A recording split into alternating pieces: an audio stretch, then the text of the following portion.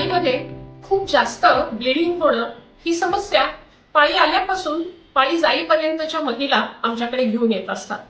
त्या प्रत्येक वयोगटामधली कारणं वेगवेगळी असतात. कधी हॉर्मोनल इम्बॅलन्सेस असतील, कधी प्रॉपर्टी असते, कधी इनकम्प्लीट अबॉर्शन असू शकतं.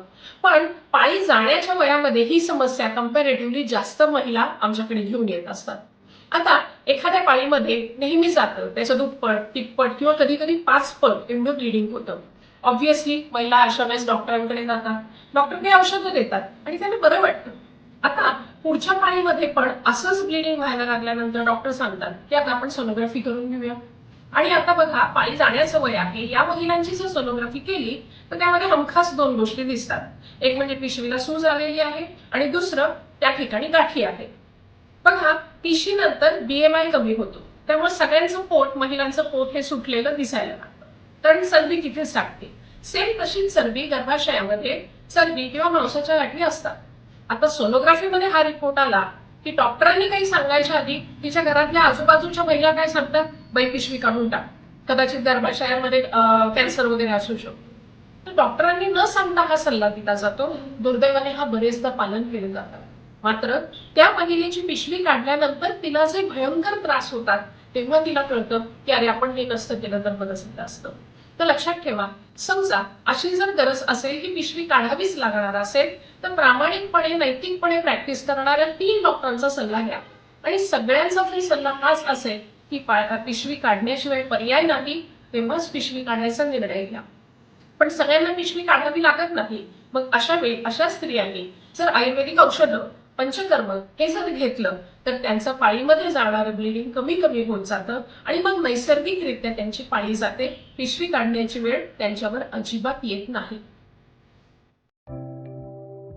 गर्भाशयामध्ये असलेल्या गाठीमुळे पाळीमध्ये जे अंगावरून जास्त जातं ते आपण समजून घेऊ कशामुळे आहे.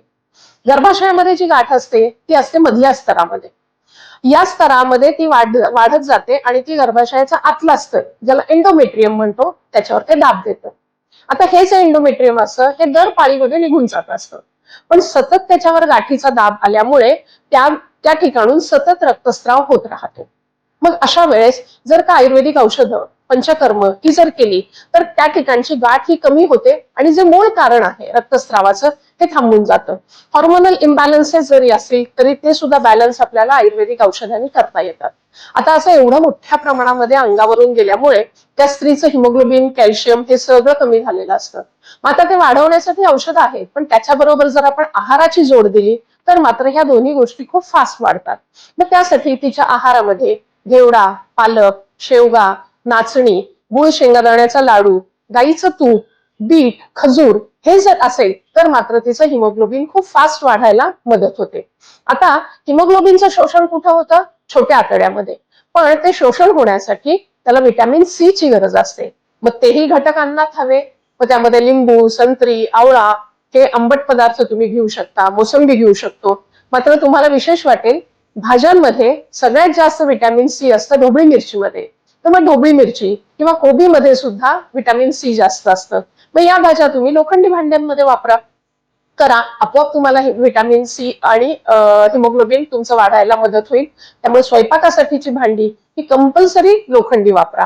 आता ज्या स्त्रिया ह्या खूप थकलेल्या आहेत तरीही त्यांनी सकाळी कोवळ्या उन्हामध्ये थोडासा व्यायाम करा की जेणेकरून शरीराचा अग्नी तुमचा चांगला होईल आणि हे सगळे घटक जे कमी झालेले आहेत ते वाढायला मदत होईल. मासिक पाळीच्या काळात अंगावरून खूप जास्त रक्तस्राव होतो, म्हणून गर्भाशयाची पिशवी काढून टाकणं हे किती चुकीचं आहे ते आपण पाहूया. आयुर्वेदानुसार स्त्रियांच्या शरीरामधील अशुद्धी मासिक पाळीच्या काळामध्ये त्या रक्तावाटे बाहेर निघून जात असते. बघा, पाळी येण्याच्या आधी तिला चेहऱ्यावर पिंपल्स येतात, चेहरा काळवंडलेला असतो, अंगावर सूज येते, पोट थोडंसं मोठं झाल्यासारखं वाटतं, चिडचिड होते, मूड स्विंग्स होत असतं, थोडंसं वजन पण वाढलेलं दिसतं. आणि मासिक पाळी आली की मात्र हे सगळं ब्लिडिंग होऊन गेलं की तिच्या या सगळ्या तक्रारी ह्या कमी होतात.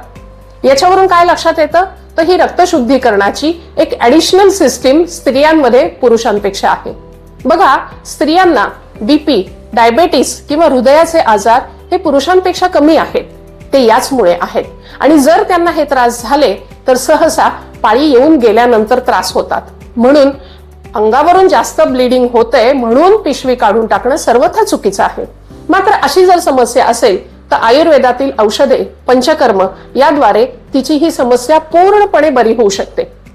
आता बघा, अशा स्त्रिया आहेत की ज्यांची पिशवी काढून टाकली लवकरच्या वयामध्ये, त्यांना हिमोग्लोबिन, कॅल्शियम हे तर कमी होतच, पण त्यांना हॉट फ्लशेसचा अतिशय त्रास होतो. म्हणजे काय होतं, अचानक खूप घाम येतो, दरदरून घाम येतो. मग एसी, फॅन लावला की थोडंसं बरं वाटतं, लगेच थंडी वाजायला लागते.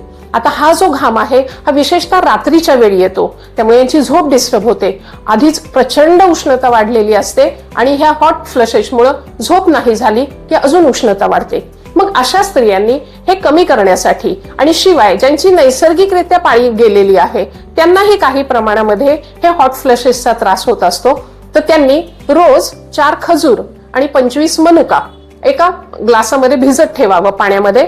4-5 तास भिजल्यानंतर ते दोन्ही चावून खावं आणि पाणी प्यावं. त्याचा फायदा काय होतो, तर ही रक्तातली उष्णता कमी होते. शिवाय जो त्यांना खूप थकवा आलेला असतो, हिमोग्लोबिन कमी झालेलं असतं, ते पण वाढायला यातून मदत होते.